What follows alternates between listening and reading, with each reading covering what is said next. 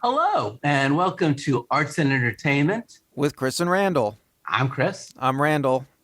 and today we're going to talk about writing, specifically learning how to write in all the various ways you can be a writer, writing programs, classes for writing, books for writing, playwriting, screenwriting, novel writing, every kind of writing, not every kind of writing, but a lot of kinds of writing. And if you're right now thinking about where you want to go to study writing, this is a great episode. And if you've ever just been curious about it, I think you'll find this an interesting episode. But before we begin, as always, please like, share, comment, and subscribe. Randall, what's a good way of reaching us? We'll check out our website, chrisandrandall.com, and you can check out our Facebook page for the show. There's a lot of ways to check us out on our website, a lot of links. So today we're living in an era where a lot of people are going to school or taking adult ed classes or reading how-to books on how to be a writer. It's an interesting phenomenon. Now, Randall, in the research I did on this, the earliest academic version of this was in 1888 at Harvard in their English department. Professor George Baker had a class called the 47 Workshop in Playwriting, and the workshop was there as a forum for the performance of plays developed within his English class. And he taught some very famous people like Philip Barry, S.N. Burnman, Hallie Flanagan, Sidney Howard, and Eugene O'Neill, among others. And Thomas Wolfe, who wrote Look Homeward Angel. He then published a book called The Dramatic Technique in 1919, which became the first book on how to write a play. He talks about the codification of his principles of the well-made play. Another famous writing teacher in the 1960s was a novelist, fiction teacher named Wallace Stanger, who also taught at Harvard and at the University of Wisconsin. But he settled at Stanford University, where he founded the creative writing program. His students include George V. Higgins, Thomas McGuane, Robert Stone, Ken Kesey, and Larry McMurtry. So in the 20th century, writing became something that people could actually go and study. Now we're living in an era where there is a great proliferation of academic writing programs, adult ed writing programs, online writing programs, book writing programs. So today, right, Randall, we're going to explore your options. Which is the best way to go, for you? Do you take an academic writing program? Do you take an adult ed writing program? Or do you just kind of cobble it together on your own in a DIY way? Now, I just want to make a disclaimer. This is not about talent. You and I had this discussion. How do you describe, for you, what is your feeling about talent in writing? Well, my feeling about talent, and I'm sure a lot of people would disagree, is talent is just a skill. So I mean, you could be like a talented carpenter. That means you're a good carpenter. What makes you a good carpenter? You're good at putting a piece of furniture together. You know how to do So it. And why are you so talented? Well, why you have so much skill? Well, it's because you did it so much. It takes practice. the talent takes time. And creativity, I think, is a form of talent as well. Would you say, Randall? Sure, yes. And creativity takes time. So I just want to be very clear. We're not going to talk about which option is going to make you talented or which is going to make you creative. That is really a longer journey that you will be on. Instead, and nor is this about success, because success is an individual outcome. All of these approaches can result in success, but due to the competitive nature of the arts, none are a guarantee. So what I'd like to do, Randall, today is just focus on which approach will leave a prospective person better prepared for the challenges of writing their work based on our personal experiences as writers and our friends who are writers. So let's talk about what we're going to cover today. We're going to talk about literary fiction. Now, literary fiction is opposed to, say, genre writing. How would you separate those two, just for the layman? Okay, well, it's a tough one because in cinema, TV, like everything is genre. Right. And when you talk to somebody, I've had this discussion with people who work in entertainment and TV, and they, and I say that, yeah, in literature, in English literature, genre is considered like an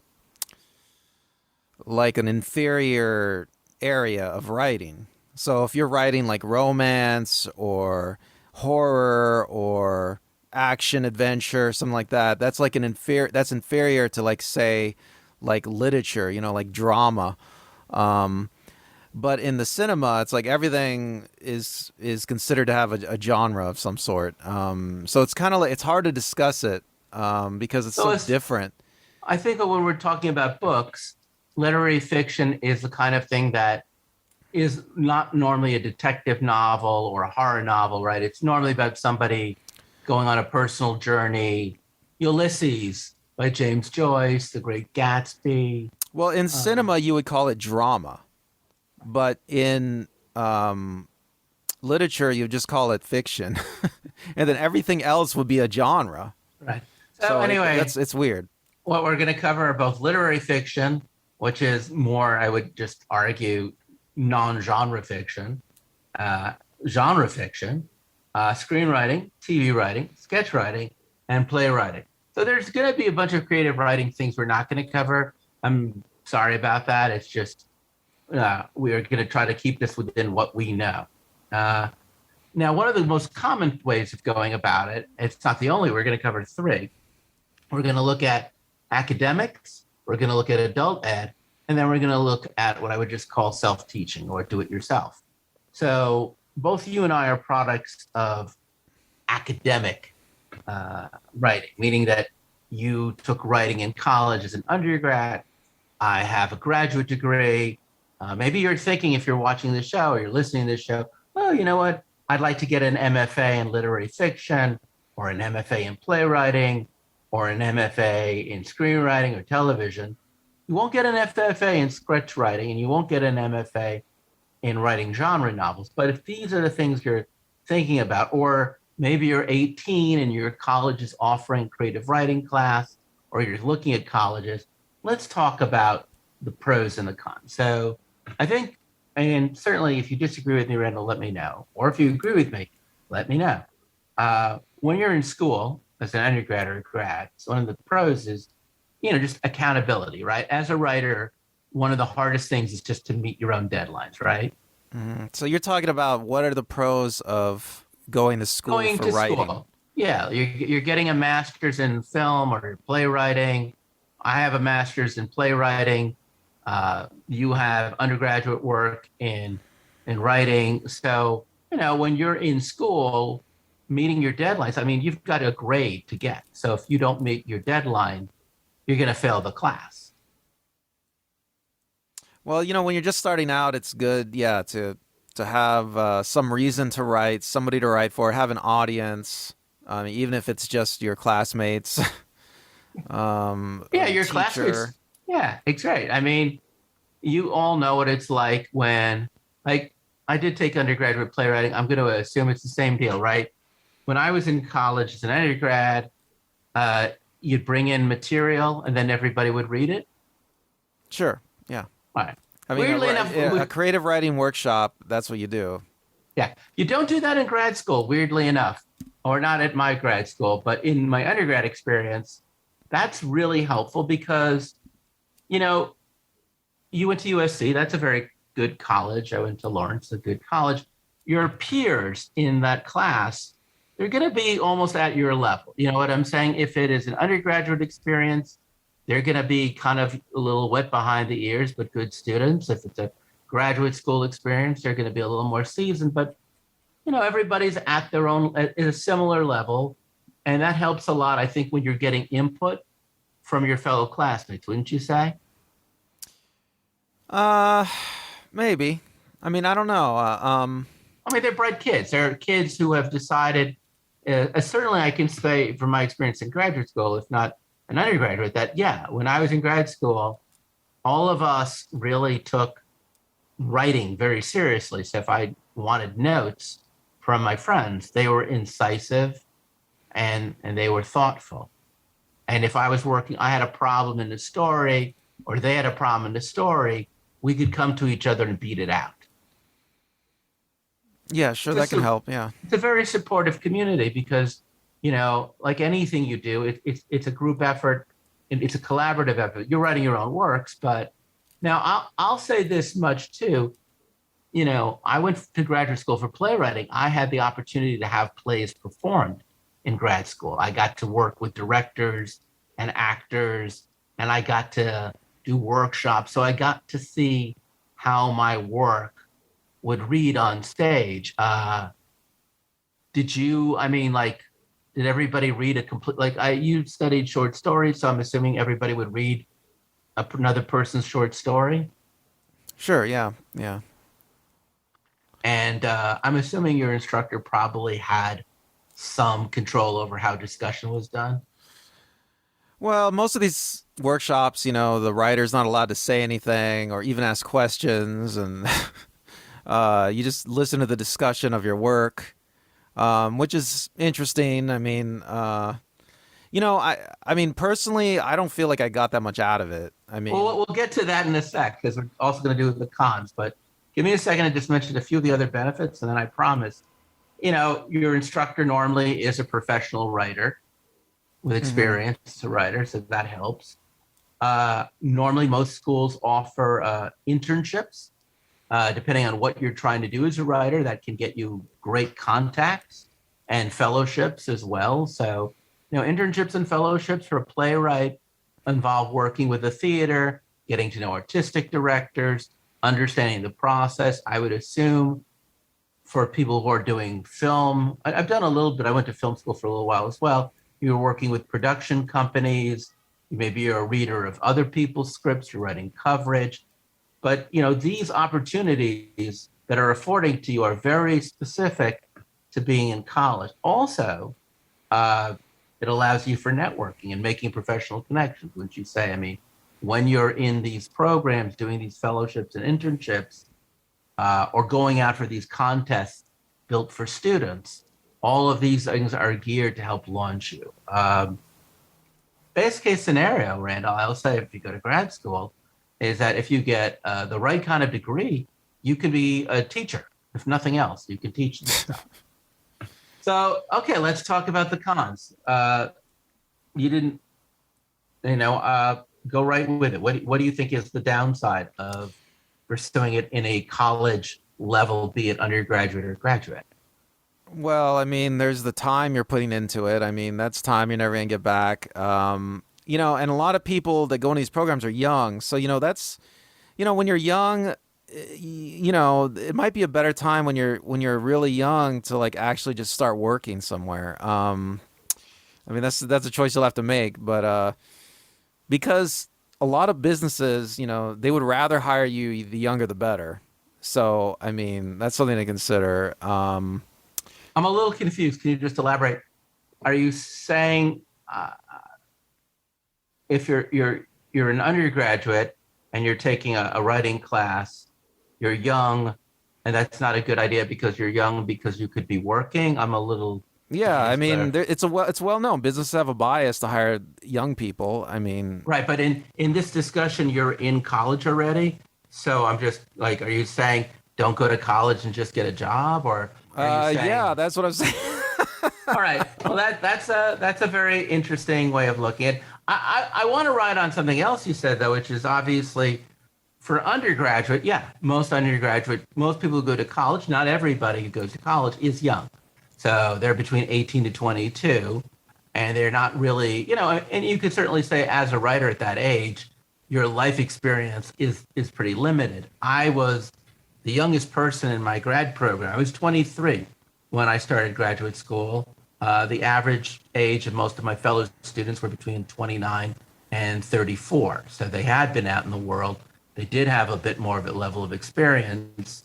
And in that sense, if you're thinking about going to graduate school and you're not in your 20s, but you are in your 30s, I think in fairness, that's actually, and this is the section for cons, but I will say it's actually, I think, a plus because I don't know about you, Randall, but I do feel as a writer, the older you get, in many ways, the easier it is to write. Well, that it sounds like you agree with Fran Lebowitz. I think she says something like, "There's no like great young writers because you have to actually know something." You know. But the opposite of that is that's true if you're going to be a novel writer in the fine arts or a playwright in the fine arts. If you're learning film and TV, especially TV is about being young.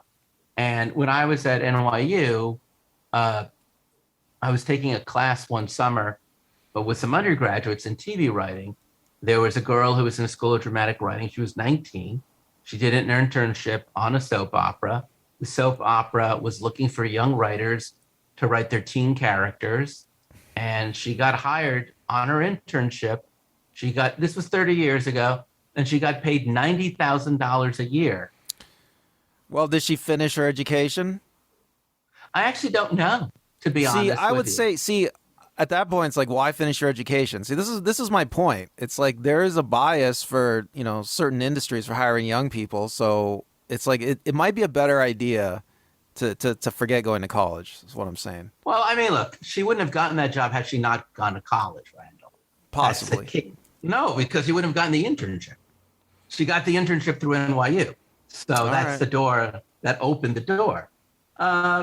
In general, these programs can be competitive.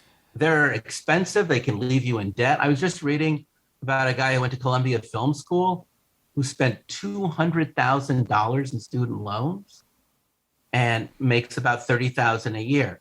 So if you do the math, it should only take him about 100 years to pay off his student debt. Yeah, I want to say something about the competition. Okay, I mean, when you go into these programs, you can do the simple math right away. I mean, you can see how many classmates you have. Okay, I think at USC I had maybe 15 to 20 classmates in my program. I mean, we're all going to we're all going to be successful writers in some capacity. Like every year, they're going to graduate 15 to 20 successful writers. It's not going to happen. I mean, in all the other colleges that are graduating writers, it's not going to happen. So, I mean, just do the math. I mean, it's But certainly at SC, you had a greater opportunity because you're in Los Angeles. SC does turn out every year quite a few people who do go into film and television. I mean, I guess theoretically, But no, it's a top school. Well, to go look, for think of it film. this way. Think of it this way. You want to do the more math. Yeah. There's already people writing. All the slots are already filled. I mean, for every TV show, every movie, somebody already wrote that script. I mean, there's already people working and writing. And then the colleges are going to churn out another like 15 to 20 people every year. I mean, and every I will college. say So you're that- talking about hundreds, you're talking about thousands of people getting churned out I every will year. say you're right about that. There is no job placement. There's no guarantee of success. I think you're right. It's a structured time commitment. That means that you're going to have these classes over several days a week. And if you go to graduate school, it's a commitment of several years consecutively. That said, I certainly know people who went to USC or NYU or any of these places who have built careers because they went to a school, a really top school. So this is where I think, let's talk about our specific. You were at SC, and what did you study at SA and creative writing? Well, I ended up getting my major was English with emphasis in creative writing, which is the closest thing I could get to. I didn't really want to go to college. Okay, my mother wanted me to go to college, so I wanted to make her happy. So I went. I graduated. I wanted to study cinema television there, but I couldn't get into school like a lot of people. It was very hard to get in there, and I took a bunch of classes in the school of cinema television, except for like pretty much I took all the classes you need for the major, except for like the 3 production classes, and then you're supposed to take these 3 production classes, one every year, and then you at the end you're supposed to have like a student film that you can use, to get work or something. So I wasn't able to take those classes, and but I ended up going into creative writing, and I always wrote short stories anyway. I always wrote fiction. So when I was in high school. So I got English with emphasis in creative writing was my degree, and yeah, that was it. What was the other question? No, that was good. I mean, I studied playwriting with an MA in playwriting. I also studied sitcom writing, and that actually was quite an experience because I'd end up going to NYU School of Dramatic Writing because I did want to learn TV writing from TV writing professionals. I noticed that in the world of theater, everyone's trying to get a job on TV, and that was an opportunity to learn TV writing from an actual executive producer who was working in the field. That was an interesting internship. Let's move on, though. The other option that I think is a lot more people should really consider, and I think it's a little bit more open-ended, is what we call adult ed. Now, just to be really clear, what do I mean by adult ed, Randall? I just mean that these are schools or theaters or whatever. There can be nonprofit or for-profit that offer you classes in screenwriting or novel writing or sitcom writing or sketch writing or playwriting or just about any kind of writing. I definitely would say normally for any of these programs, all you need is the ability to write a check. Uh, they're offered both in person and online. I've done both. Can be offered by a university, can be offered by a for-profit school. You definitely have flexibility with time. You get to take classes when you want to. There's really no accountability if you just don't finish a class. That's on you. Weirdly enough, I have found in my experience at like UCLA Extension or the New School of Social Research or the Writing Pad, I actually found that you're more likely to get a working professional in an adult ed class than you are in a university.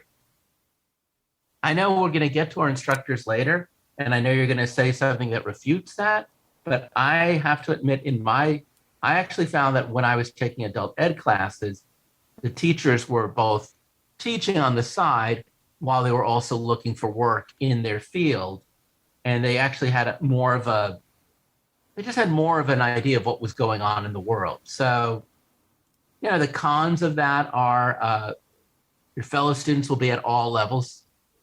You're going to have limited access to your instructor for input on your work. No accreditation to become a teacher, though you might get a certificate.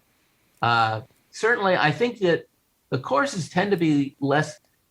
I'm not saying that, the courses are a little less expensive, though if you decide to pursue a certificate, you'll end up spending money, just nowhere nearly as much as you would spend if you were getting an MA or a BA, an undergraduate degree or a master's. So you and I both have done adult ed. Let's talk about your experience at the IO West. What is the IO West, Randall? Well, the IO West doesn't exist anymore, but it used to be like a satellite theater of the IO from Chicago. Improv Olympic? Yes. Well, it's not even called the Improv Olympic anymore because the Olympics, they got in a fight with the Olympics. Oh. And so they had to change their name to the IO. And then the IO West was the one in Los Angeles. And now the IO doesn't even exist anymore. I think they got bought out or something. I'm not sure if they're going to exist anymore after this. What did you study at the IO? Well, I originally took sketch writing there. They were the only there's all these comedy theaters in LA, and they teach usually they're improv theaters and they have improv classes and then they have improv shows. Now, the IO West was the only place that had a sketch writing class. And I think it was just because of one of the teachers who was there. He was a writer on SNL for like a year, and he helped put that program together. There were only 3 levels, 3 classes, and I took them. Oh, wow. And there were 3 different teachers I had, and they were all great except for the last one. Oh, well, but you learned how to write a sketch, right? Yeah, it was. You know what? It was good. It was good because all the teachers most of the teachers are good. I mean, they really. I mean, sketch writing is a very specific kind of thing, and it was good to learn from them. Well, I would say, I've been taking adult ed classes in creative writing now for almost 30 years. It's just kind of frightening to think about. Certainly since 1991. I just took some classes in essay writing, which I'd rather not add into here because we're not talking about it. But yeah, I've taken screenwriting classes at UCLA Extension. I have taken TV writing classes at UCLA Extension. I've taken screenwriting classes at the new school. Uh, I think the thing that I took a playwriting class at a little theater in New York City just when I got out of grad school, because I got kicked out of grad school. We'll get into that in a minute. And the guy I had for my playwriting class was a guy named Bill Talbot. And Bill Talbot was the editor in chief of Samuel French. He had helped Aaron Sorkin put together A Few Good Men. He helped him convert a screenplay into a stage play. He's just a brilliant guy. And I learned probably more from him in this, I don't know, 8 weeks for a $180 class, which I took 3 times, than I probably ever learned. He was probably one of the greatest writing teachers I ever had. How about you? So, who is Why was he so great though? What can you talk about him a little bit? absolutely? He was at the time probably in his 70s, because he was the editor in chief of Samuel and French. He had literally 40 plus years of working with playwrights behind his belt. He had seen them all. He had worked with everybody. He could read a play. He taught me how to read a play. He, I was a good writer at the time, but he helped me make my play better, because he was the editor in chief in Samuel French, and Samuel French has a very prestigious festival of one act plays. I was able to get into the festival of one act plays. I did not win. Actually, I was defeated by my alma mater, which is a very interesting story, because my former graduate advisor, who was the worst teacher I ever had, he was all about winning the Samuel French. So he ended up winning uh, by having his other new prodigy defeat me. That's an interesting story, but I learned so much from Bill, because Bill had taught so many people, and I wouldn't have had run into him in a university or an MA program. Even when I was at taking screenwriting at the new school, I had a guy who had written Sometimes the Runner Stumbles, whose name is blanking on me now, but was a very famous playwright in his day. And again, sometimes in my adult ed teachers have really been the best. So you Yeah, have a it's guy from true. Saturday Night Live, that's pretty impressive. Was he a great teacher? Uh he was a horrible teacher. Really? I have stories I could talk about him maybe another time, but Well, without no, but tell me now, without naming his name, why was he a horrible teacher? yeah, he he just didn't seem to understand any of the material or have an interest in it or have an interest in his students. And he would actually get a job like on a TV show or something because he was acting at the time, and he just wouldn't show up for class. I mean, Oh wow. and that happened a lot. He wouldn't. We were supposed to do a sketch show at the end of like our class, at the end, like at the end of a level, Yeah. and he was supposed to be there. I mean, he would even like. There were times when he would even, say, oh, he would work the lights or do something, and like he just wouldn't show up. I mean, he did that a lot. I think for my class, he didn't show up for like half the class. Oh Like Lord. he got a job in Chicago or something, and he was gone for like 6 months. And the iOS had to struggle to fill his slot with somebody, which they did. But yeah, he was terrible. He wasn't, and when he was there, he wasn't a good teacher. My graduate, I remember he would just show us video of his old sketches when he was in Yeah. class a lot of times. I don't think he even knew how to teach. He didn't know what to do. He didn't know what to do. But I did have good teachers though, who before him. and you got some good tools out of it, right?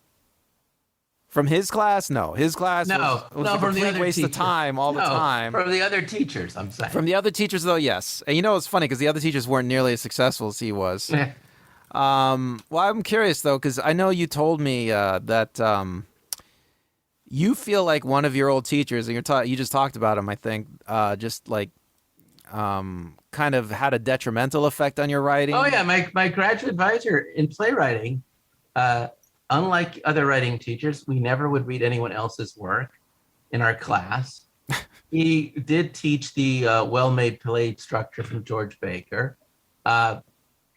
Weirdly enough, I had a number of productions of my work while there he went to one reading of one of my works, but never saw any of my work actually performed. Which, in fairness, when you're writing a play, how well the work you're writing transfers onto the stage is kind of an important thing. But he kicked me out. I still got my master's in playwriting. I just didn't get an MFA, which would have been a terminal grade. So I ended up doing 2 years instead of three. And it's funny, he was an alcoholic, and so was my other excellent teacher, an alcoholic. But one of them was an excellent alcoholic teacher, and the other one was a terrible alcoholic teacher. I also had a number of famous TV writing teachers, and I would agree with you that one of them, I don't want to say his name because he's just done a lot of great work, but as a teacher, he was just okay because I had this discussion with my girlfriend who was studying improv, that she said that, and I think this is really true. It's very easy to think that just because somebody has had a lot of success, she took a class where they had a guy who was a writer on Superstore. And she said, he's an okay teacher, but not a great teacher. And I'm thinking to myself, just because someone is a working professional does not mean they're going to be a great teacher. And the converse is, just because somebody has never actually successfully, Bill was a great writing teacher, but to my knowledge, I can't name a play that Bill Talbot wrote. So yeah, you can be a really bad writer and a great teacher of writing. Or Wallace Stanger is a pretty okay novelist. I've read his work. Pretty okay. Nowhere nearly as good as Ken Kesey or Larry McMurtry or Thomas Gawain or George V. Higgins as students. But that's my point, is that I think when you are considering either adult ed or you're considering a university setting, your instructor, I really believe, now you had a great instructor at SC, right? You had T. Congression Boyle. What was he like? Well, he's kind of legendary at USC. He's been like running the writing program there for years. He all the students love him. He just basically does like a very traditional writers workshop where everybody writes short stories and then everybody reads them and then we talk about them and that's it. And I remember one thing he used to do was he wanted everybody to write comments about all the stories you read. So like, I don't know, like a page of comments maybe. And Yeah. every now and then he'd pick one to read. And I tore apart. I like really hated like another guy's story in the class. And I don't know. I don't know what got a hold of me, but usually I'm not so mean, but I just tore it apart, right? This guy's story. And it was just kind of cliche and surfacey and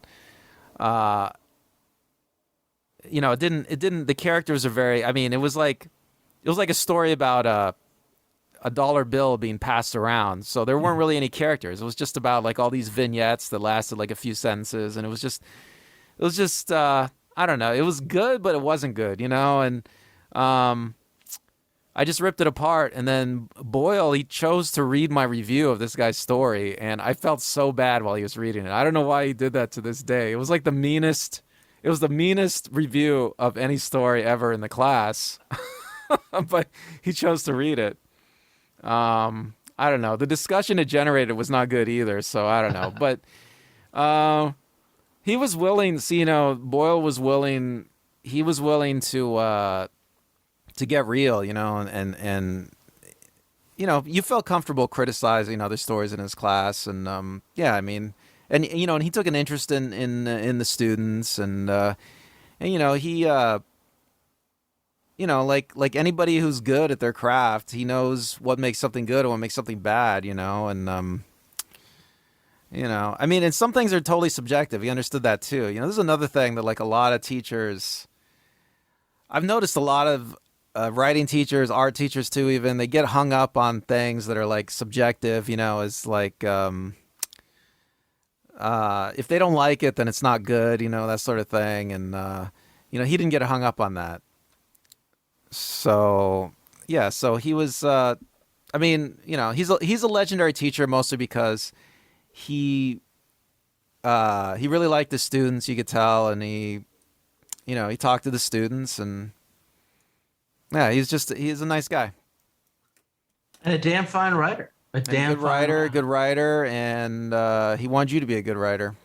So you got some good tools from him. I don't know if have you ever taken a short story workshop before, Chris? I actually have with Frank McCourt when I was in high school. Well, maybe you could talk about it, but the short story workshop is like, to me, it's just like it. I don't know how it can be helpful. I mean, it's just because you are getting feedback, you are getting your stories read, you do have an excuse to write something. I mean, so that's those things are good, but the feedback you get from such a limited audience, I don't know how much it helps you. I mean, I mean, short story writing is very like subjective, let's say. And I mean, like, if you're doing something like sketch writing, maybe even poetry, I mean, there are certain rules that it's good to follow. Yeah. Playwriting, I'm sure. There's screenwriting. There's certain rules that are good to follow. It'll make your work better, because your work needs to be performed or whatever. But when you're getting into stuff like fiction and short stories, I mean, it's like you're getting into very subjective areas of art, I feel. So Well, I feel there's a limited usefulness to I short will story say this workshops, about fiction every writing writing- workshops. every writing teaching program I've ever been on, when I'm learning the genre for the first time, be it playwriting or short story writing or screenwriting, whoever I have as the first couple instructors, even my bad instructor from grad school, I'm going to learn a lot from them because I'm learning the fundamentals. And then I find that as I progress as a writer and I keep on taking classes, no teacher is going to overwhelm me now with fundamentals because I know the fundamentals, but certainly different teachers can teach me one or two cool tricks that will slightly up my game, and that's fine by me. I think when you're starting out, an instructor can definitely make or break you in that they can make you feel you're a good writer or a bad writer. But I honestly feel that even if you go to an adult ed program and you have a bad experience, or an academic program and you have a bad experience, it doesn't mean it's going to break you as a writer. It just means you're going to have to realize that not every teacher you're going to get is going to get you and your sensibility. And that's really an important thing to think about when you're pursuing either an adult ed program or a graduate or undergraduate program is does this teacher that you have get your sensibility? Are you guys communicating with each other? Wouldn't you say? Yeah, you're making a good point. I mean, and it didn't happen so much to me, but I did see it with other people in workshops where I could tell, like, the teacher just didn't get their work. Yeah. And I could see that their work was going for a certain kind of thing, and it's just the teacher just didn't get it. The teacher had never been exposed to something like that, perhaps, and yeah, so there's definitely some degree of subjectivity there, and it's like okay, it's like, how do you be a good critic, right? How do you Right. I mean, a bad critic will just say, I don't like this type of story, so it sucks, right? But a good critic will look at the work and try to see what it's trying to accomplish, right? Look at the work on its own terms and see if it accomplishes it. I mean, it's a difficult thing to do if you don't like that type of work. I mean, Pauline Kael once wrote, the famous film critic. She once wrote about Texas Chainsaw Massacre, the original. Yeah. She wrote something like, I don't know why somebody would ever want to make a movie like this, but it's probably the best movie somebody's ever made like this. But I'll say this much, if you're vibing with your instructor, it's like nothing on earth. My undergraduate playwriting professor, Fred Gaines, he got me into graduate school. He alone, off the strength of his recommendation. Bill Talbot got me into NYU. He alone, off the strength of his recommendation. So one of the benefits of more for going to academic school, but maybe this is true for adult ed, is if you can find a teacher who really connects with you, they'll be your avatar, they'll be your champion and your mentor, and it can have phenomenal results. And I cannot undersell it. But now I'm going to undersell it because we're going to cover the third, what I like to call the do-it-yourself approach, which is books, pre-recorded online courses, software programs. You really see software programs mostly for screenwriting, but I'm sure there's software courses. I do have masterclass, so I have actually taken some of the writing master classes. I am right now reading Save the Cat by Blake Snyder, which is, I think, now the 1500th book I've read on screenwriting. Well, what do you think? I've done all three when it comes to TV writing and screenwriting. I've done all three of these. Well, what do you think about all these screenwriting books, these how to write books? I will say this. I'm only going to tailor it right now to playwrights and screenwriters. Lagos Egre wrote a really good book on the art of dramatic writing. Anyone else who ever wrote a book on how to write a play, if you get that, Lagos Egre is very dense and it's more philosophical. If you buy any book on how to write a play by a contemporary writer, go for it, because in fairness, the structure of writing a play is really simple. Very, very simple. If you're going to write a script, I would suggest Screenplay by Sid Field because it's the most basic. I would then get maybe a few other books. Pre-recorded courses, or what they call asynchronous learning, probably has some benefits too, especially if you get to send your work to your instructor and then they give you notes. If it's just a pre-recording like a master class, I'll be honest with you, I'm not a big, I have master class. I've just now paid about $200 to get 2 years of master class. I enjoy it, but if I was going to learn, I would never recommend it as a way of learning how to become a writer. You will get some great insights philosophically, aesthetically, but it won't give you enough of the fundamentals. I think you're better off, but you can do it. Certainly one of the benefits of this, Randall, it's the cheapest possible option, right? By reading a book or taking a class, watching a class video. Yeah, sure. Videos, books, software programs. You're going to need to get Final Draft no matter what if you're a screenwriter, but there's also software programs, not like Final Draft, that literally help you put a play or a movie together and TV show together. That's good. They're cheap, relatively speaking. You get to go at your own pace. You can live almost anywhere. And I'll get back to that because one of the things I did take there's now more and more classes in adult ed that are being offered online, in person, in real time, not asynchronous. So you can live anywhere now and you can take a class at UCLA Extension or the Writing Pad or probably even NYU. And I certainly think that's pretty cool. But if you've got a book, you can literally live anywhere in the world, even without a computer. You've got your stuff.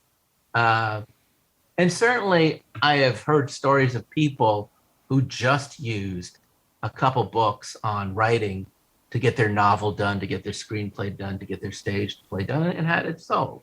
Now, the cons of that approach is, of course, there's really no feedback unless you hire a coach or you join a writer's group, which you still can do. And you're going to have to hold yourself accountable, right? Because when you go at your own spot, there's no penalty for not missing a deadline. And your networking options are pretty low. But that said, have you read any books on writing? Mostly read grammar books. I don't think I've finished any. Well, wait. Oh gosh. Yeah, okay. I've read some of the like classic ones. I can't think of them now. Sure, like Poetics a couple. by Aristotle, or Yeah, I've read that one. which I don't really recommend if you're going to be a writer. I think it's great work, but I don't think it. Character is plot. Plot is character. Congratulations. Now you need everything. But Aristotelian drama is not important. I said it.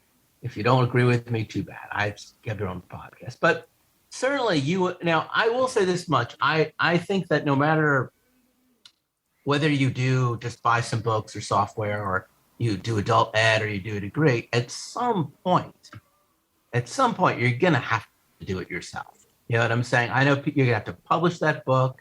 You're going to have to stage that play. You're going to have to shoot that TV pilot or movie. You have to get practice somehow, and that's what people get out of classes a lot of times, okay? Just a lot of practice, a lot of writing. But yeah, if you're motivated, you can do it on your own. And at some point, you're going to have to do it on your own. I know a lot of people go to school or take these classes, and as soon as the class is over, as soon as the degree is over, they never. I've done it too, by the way. I'm not above it. I got a couple unfinished essays that I just studied earlier this year. I still got to finish them. So I'm not above it, but I'll talk about.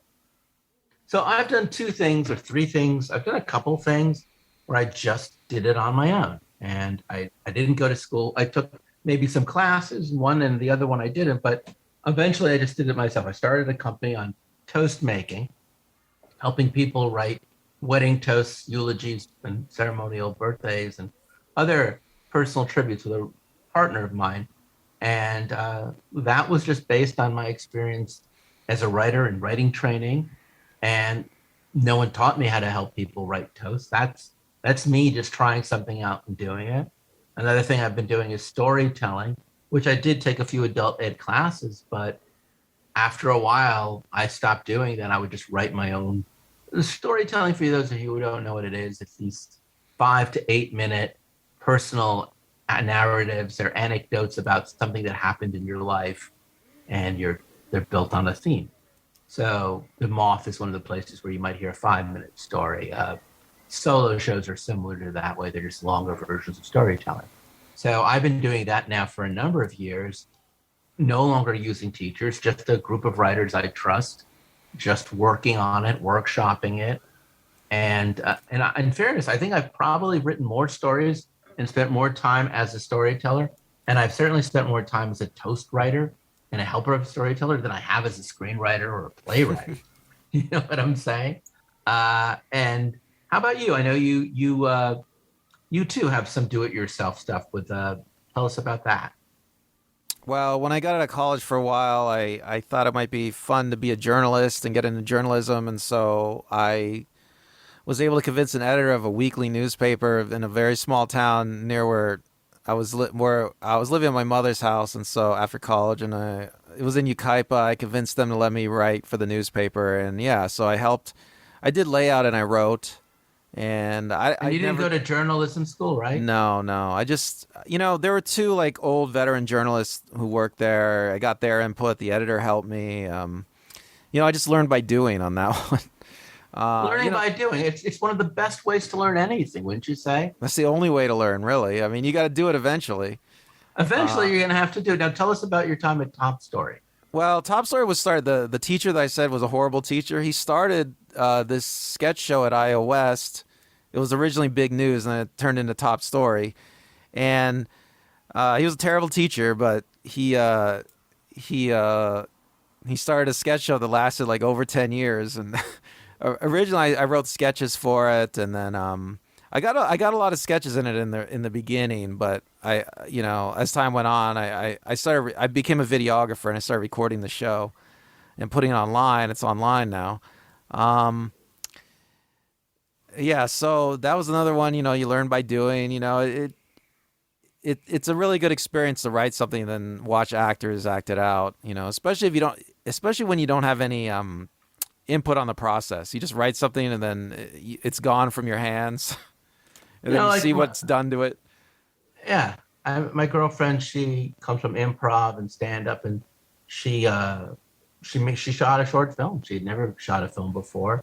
She wrote the script. She hired people, but she learned from that experience. I have another friend of mine whose background is. I have two friends of mine whose background are in screenwriting, and they converted their screenplays into books, and they were able to sell their books with no previous training in prose writing. They were just able to translate those skills. I have a couple other friends.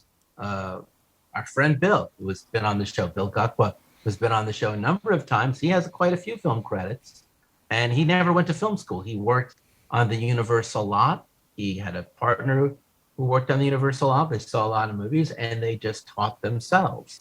So there's really I will say this is where it's different. I do think that if you are trying to write a play or you're writing literary fiction, it'll always help you to go to a graduate school versus just doing it yourself.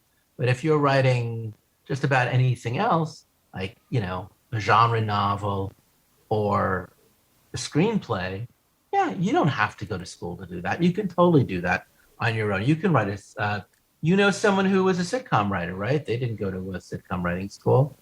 Yeah, well, I know someone that's I met her when she was a waitress, and she's a showrunner now.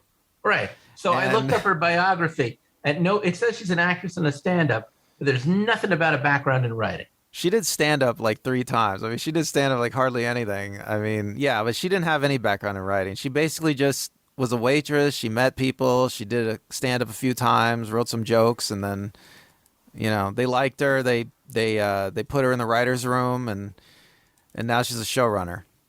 I know a number of people who got to become famous TV writers by simply doing stand-up comedy, brought in to do punch-up, and then just moved up the ranks. But also, for every happy story, you have a friend who got into the CBS diversity program. Let's talk about that. Well, the CBS diversity program is just, I look down on any kind of anything that's called diversity. It's like it's always a red flag to me. Because if you're trying to be diverse, you're doing something wrong. You should just be diverse. And everything my friend told me about this program, I was right about. All my suspicions were proved correct. And yeah, he went through the CBS diversity program. Is just basically a sketch showcase, and it lasts a year, and you get to say you did it, and that's about it. And I don't know if anybody's actually had a career bump from it. So yeah. I have a friend who wrote for Twin Peaks, no background in TV writing. The original Twin Peaks. I know a number of people who've just, I'm not saying you shouldn't do this. Go to school by all means, but you can definitely do it. Now, I would say, if you're going to do it yourself, first off, all of the art we've just mentioned, Shakespeare didn't go to school for playwriting, right? The great, Julius Epstein didn't go to school for screenwriting when he wrote Casablanca. Originally speaking, this is a fairly modern conveyance. So, well, how did these people learn? These people learn because Shakespeare learned to write plays by watching plays. Novelists learn to write novels from reading novels. That sort of thing. So, you learn how to write sketches from watching sketch comedy. It's that sort of thing.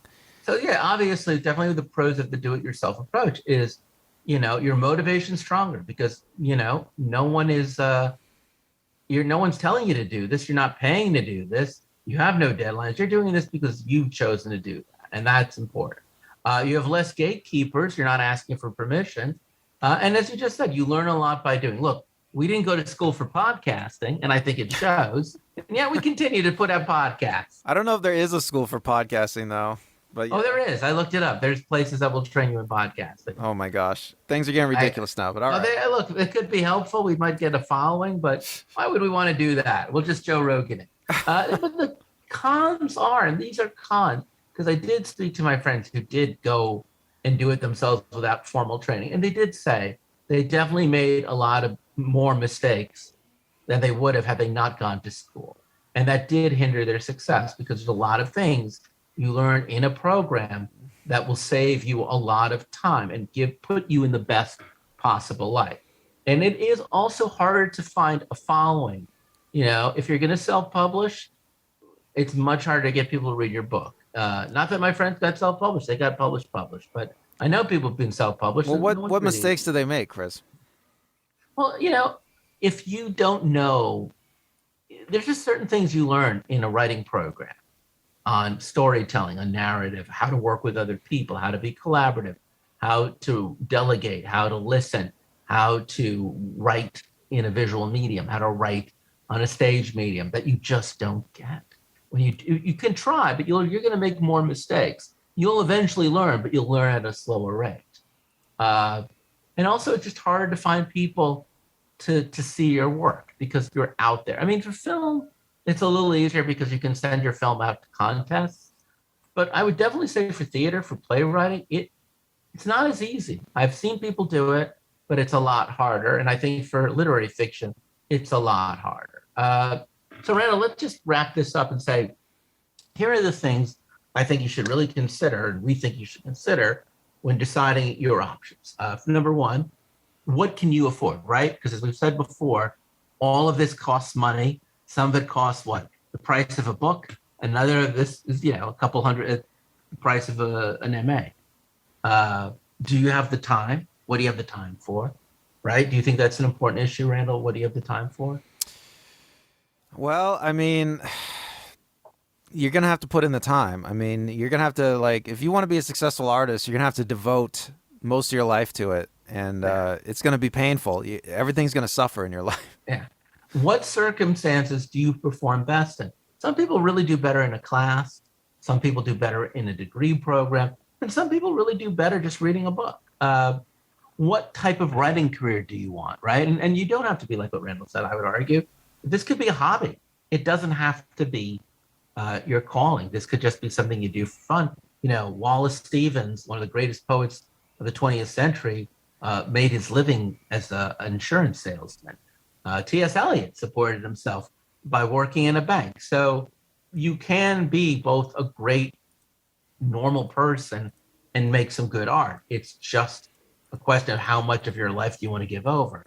And in that sense, I think this is the trickiest question because I realize that when we're talking about schooling, certainly when we're talking about adult ed, all of my adult ed and all of your adult experiences have taken place in LA and New York City. And I'd be lying to you folks if I didn't say living in LA or living in New York City definitely gives you the edge. Wouldn't you say, Randall? Maybe. I mean, I don't know, You're Chris. gonna meet people. You're gonna have opportunities you just wouldn't have in Idaho. It's just a fact. Even your classes, your courses, everything is just gonna. Now that said, I had a bunch of neighbors about 10 years ago, and they were two brothers from Massachusetts. They had made an independent film, had gotten into a festival. They moved right next door to me. I'd go knock on their door. I'd see the cork board. They gave themselves a year. They went to everything, and then after the year, they didn't really get anywhere, and they went back to Massachusetts, where I'm sure they're very happy again. LA and New York are expensive cities, wouldn't you say, Randall? Yeah, very expensive. And they're not for everybody. I don't think they're great cities to start a family. I don't think they're a great city.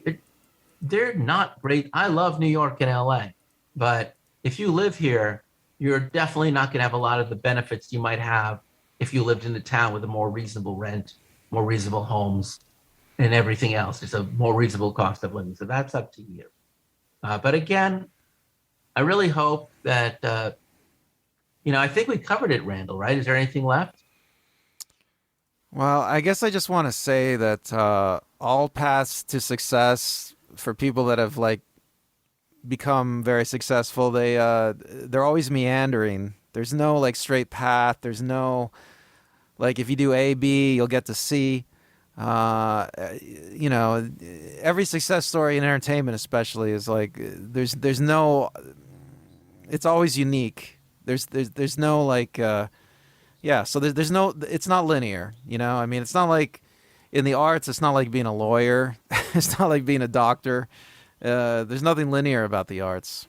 Yeah. And if you're going to go training for anything in the arts, it's not going to be the same experience as going to law school or accounting school or medical school.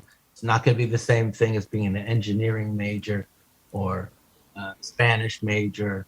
It's not going to be. This is not like learning to cook French food and for the rest of your life. You can throw wonderful parties with great French cuisine. It is a speculative field, the arts. Almost every story I've ever heard of success has been very idiosyncratic and very particular to that individual. I have seen a lot of people here become famous. I've seen a lot of people here go home broken. Wow, that sounds so tough.